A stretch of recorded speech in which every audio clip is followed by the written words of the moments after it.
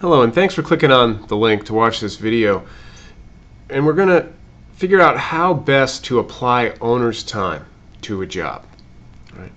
So we're looking at the job profitability detail report. I did start out with an estimate. If I go to the estimate for this job I'm doing for Michelle, it's the one I've been using for all these short videos. I actually added mileage. I don't know if you actually would do things like that for contractors, really up to you, but there's a whole discussion of passing through time and expense, materials, etc. versus true complete contract job costing within QuickBooks. If you already have the estimate, it's a fixed fee or fixed bid, they signed on it, you're not really going to pass anything through to them. You're just going to you're going to create an invoice for that. You're going to create an invoice from the estimate, maybe even progress bill against it, because that's what they agreed to pay.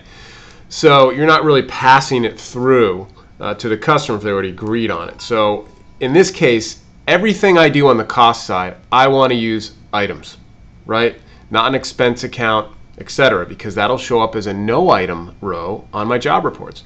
So you have to ask yourself, and maybe it's part of a larger discussion, if I'm really looking at complete and accurate job profitability and job estimate versus actual reports, for example, based on the original estimate and the costs I'm incurring, you got to use items throughout the whole process. And in many cases, two-sided items, which are in other videos you'll find on the site.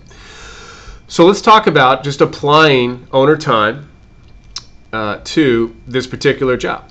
So in my chart of accounts, I have an account set up, an expense account called owner time cost allocation. And since I need to use items, I went to the item list and I created an item called owner's time allocated, and it's linked to that expense account. Now you might want to set this up as a two-sided item, right? So you can have the cost as well as the revenue. But in this case, it's, for this example, sometimes a single-sided is fine, and it's going to hit this expense account, right? Because I'm not going to actually use the expense tab on the check. And I've already given kind of away the trick. You are going to use a $0 check, right? The old Sleater trick. So banking right checks. And in this case, I'm going to choose, myself. I'm the owner of the business. I set myself up as a vendor, right? And I actually put myself in as time. I'm not bringing that in, but you could, right? Because if you do a timesheet or something like that, you can bring in time to a check or a bill or credit card charge, what have you. You'll get the pop-up. But in this case, I'm just going back and I'm going to apply the time as cost to the job. I'm not going to use expenses because, again, I don't want the no item at the bottom of my job profitability or my job estimate versus actual detail report. So I am going to use the expenses tab, however, to do a $0 check. So first off, in the expenses tab, I'm going to find that cost allocation expense account I created.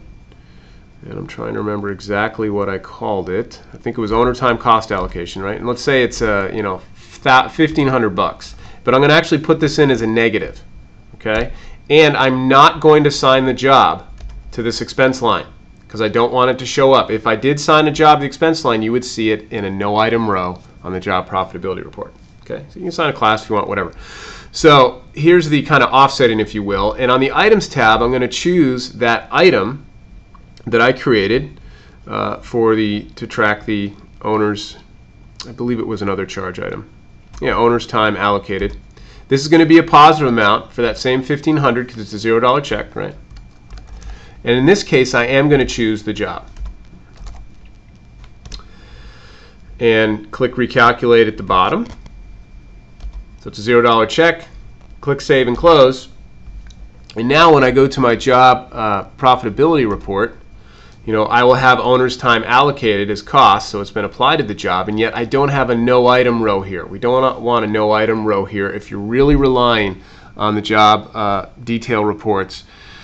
Okay, so it's a larger discussion. Ask yourself the question, and we'll have a video on that, reimbursed expense versus true contractor reporting. But in my case, I don't want a no item, so I want to use items on everything.